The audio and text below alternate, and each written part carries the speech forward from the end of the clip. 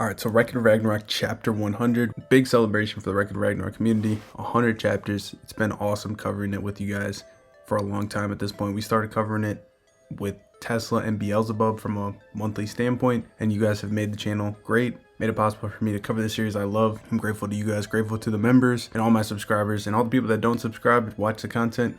I appreciate you as well. But let's get into it. So we started the chapter where the last one left off with Loki sending out Thor, Hercules, and Odin his copies. Now we're going to find out what these copies actually are. So Heimdall says, wait, he stutters and says, we're starting with a 4v1, but is that even allowed by the rules? No, that's fine. It's alright. This peculiar situation, I'm not sure why, but my instinct tells me that this is acceptable. He screams out, fight. The crowd goes wild. From the black mist Loki created, Thor, Odin, and Hercules, who was already dead, emerged. And they are moving towards Simo. And I like this little detail because obviously due to the uniqueness of this fight, we don't see Simo in front of Loki in a traditional sense. So they put like this little bubble of like where Simo actually is on the mountain. It's just funny. Shiva says, hey, are you for real? And Aphrodite says, are we really starting out like this? We then see the crowd on humanity's side say, what the hell's going on? Are those things illusions? And then the gods say, they are real? Question mark. Now that's definitely one of Loki's magic tricks, says one of the others. We see the three gods chase down Loki's position. They start slashing through trees. You see Thor wielding his hammer, Hercules wielding his club, and of course Odin trailing behind. Heimdall exclaims that they are charging forward, mowing down obstructive trees with overwhelming power. They are not illusions. They are not a trick.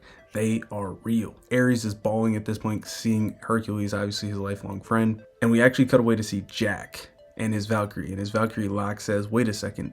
Isn't 4v1 against the rules? Not to mention why? Herrick. No, that's... And Jack says, that is simply unforgivable. And he looks pissed off, dude. Imagine if one day down the line, if like Loki was to win this fight, if like we actually got like a fight between Jack and Loki, two tricksters. I mean, wishful thinking, delusional thinking, but it'd be hype to say the least. Heimdall continues and says, now, how will the White Death Simo counter this godly advance? But we cut back to where Simo was. He was perched on that log. He's now gone. And Heimdall didn't see it apparently. He says, what, huh? He's gone. But just a moment ago, he was in the shadow of that tree. Simo Heha suddenly disappeared. Is his plan to hide somewhere in the forest like a sniper, aiming for a single deadly shot? We see this landscape, which again, it's one of the most beautiful landscapes we've seen for a fight for sure, where they just can't find Simo. There's no tracks anywhere, there's nothing. But we do see a random rabbit, which is cool. It's probably one of those animatronic things that we saw earlier last chapter. But Loki puts his hand over his head and says, as expected from the greatest sniper in human history.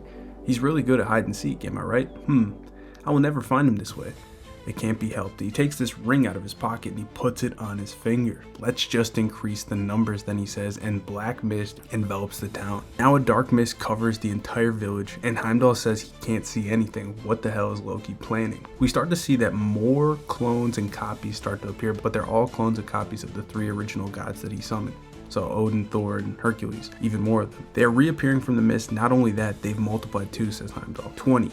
50, 100, no, there's too many of them to even count, says Heimdall. They flood the village, and Loki just hovers in the sky. Looks like Loki can fly or float. We've kind of seen this already when he was talking with Hercules, so this is probably the first time we've actually seen one of the gods use a flight type of ability. It'll be interesting to see if he uses that in actual like hand-to-hand combat though. Loki looks really cool here, and he says, go forth, and they all leave the village and head into the mountains to hunt Simo.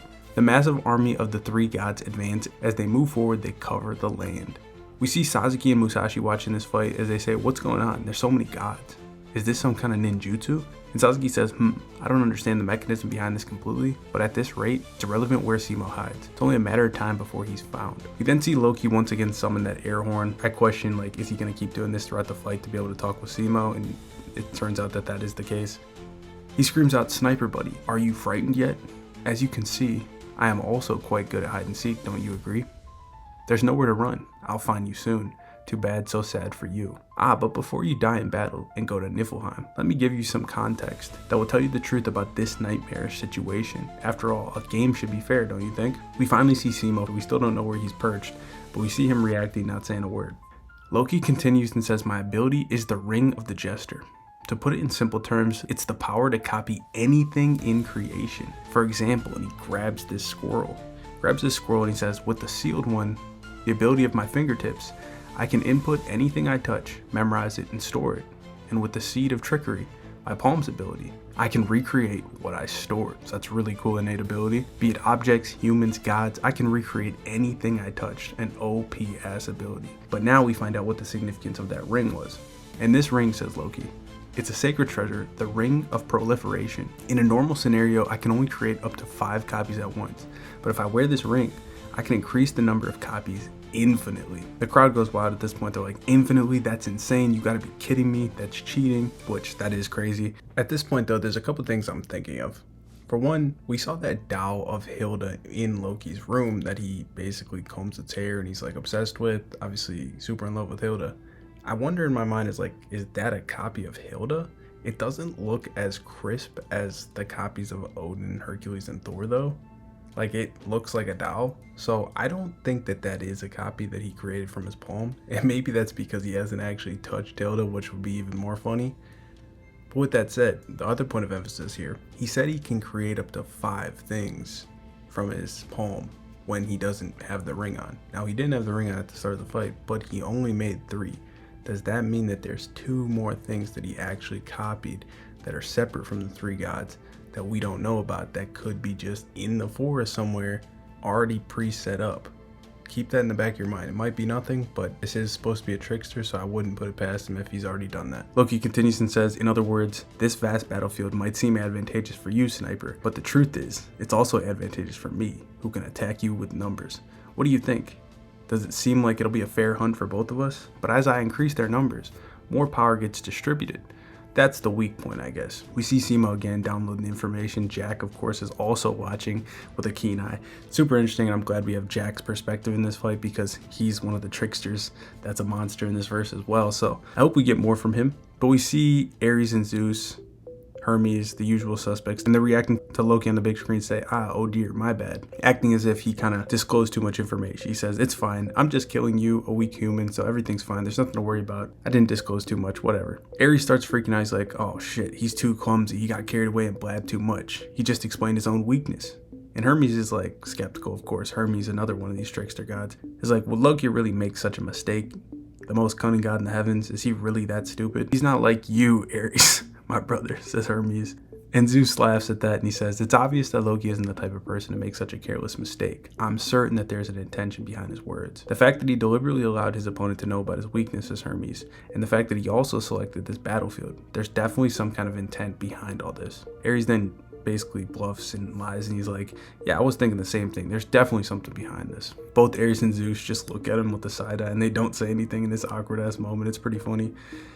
Zeus and Hermes' analysis was correct, says the narrator. There's a subtle hidden lie within Loki's words. In the explanation of his power, the information about Loki's ability to input and output, and the fact that the individual's actual power weakens as the number of copies increases was true. However, the power isn't distributed, but rather he can distribute it, meaning that he can control which copies are stronger, which copies have this amount of power versus a very low amount of power, so some are going to be way stronger than others. The generated beings didn't have uniform abilities or notable attributes. Loki applied individual differences based on his own discretion. That way, Loki stealthily inserted a powerful individual amongst all the clones with significantly concentrated attributes within his massive army. It is not known yet how Simo will deal with the massive army, but if he takes out a weaker copy with his first shot, he'll probably think, so that's the level of the enemy, and he'll lower his guard for the one that's extremely strong. On the flip side, if the strong copy is hit, it'll lead him to believe that the other copies are just as formidable, and that will put immense pressure on him. A chaotic battle against a massive army that appears to be identical but has significantly different attributes will without a doubt unsettle Simo, allowing Loki to gain the upper hand in this fight. Yes, that's the intention. Pretty good plan, actually. I like that. This is Loki's trap, hidden to ensure Simo Heiha's elimination. Next, we see a shot of both Buddha and Hilda. Now, the first one I want to address is Hilda. Hilda doesn't say anything this chapter, but despite the fact that this is sound logic from Loki implementing this plan, it really showcases the naivety that he has to underestimate Hilda to this level. Because he should know at this point, she chose an opponent specifically tailored to fight him, and also she should know to warn said opponent not to trust a damn word that comes out of Loki's mouth. And it seems like Buddha has understood the trickery that Loki is presenting, as he says, so this is Loki's combat style. It's interesting to get his perspective because Loki and Buddha were going to fight in the garden if Zeus and Odin didn't step in. And Buddha didn't even know anything about how he fights. So that man was just on smoke without having any prior knowledge, which you love to see. Loki thinks to himself, I'll make you regret this, Brunhilde. He says, no one can escape from my hands, from my rings of the Jester. Your human will fall. The massive army of 3 gods are wrecking the forest and advancing further. Their plan is really just, we're going to eliminate all the foliage, all the trees, all the forest, and we're just going to cut it down until it's barren. That way he has nowhere to hide, and they're just going to keep advancing in that kind of formation. At that very instant, suddenly, a single gunshot shook the very atmosphere, and at the same time, in that moment, it turned into a bud, releasing a beautiful light. Insane moment. Crowd is stunned. Notably, very animated reactions from Zeus, Hermes, and Buddha, who don't usually get surprised by much, but they look pretty stunned, and this bullet spread scatter shot thing is going to be pretty wild. The bullet has this crazy pattern on it, and it looks like this huge spiral, almost like it's entering a different dimension. They bloomed wildly, like countless flowers. These are bullets, mind you.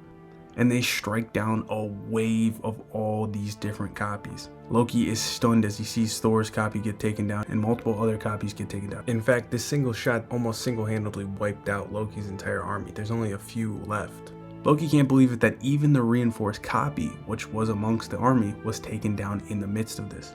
All these copies get taken down, the bloody flowers of the gods, blooming wildly with a single gunshot. So one single gunshot took down this torrent of soldiers.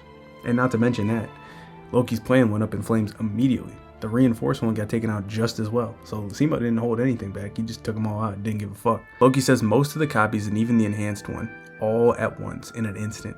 So this is the power of the warrior Brunhilde selected to defeat me, and he looks pissed off. He looks into the mountains, he's just like looking for his opponent. We finally see where Simo was perched. He's up on a mountain in between 2 trees, and we see the name of his technique. Now there's a couple different names of his technique out there. One of them is anti-god sniping profusion of flowers.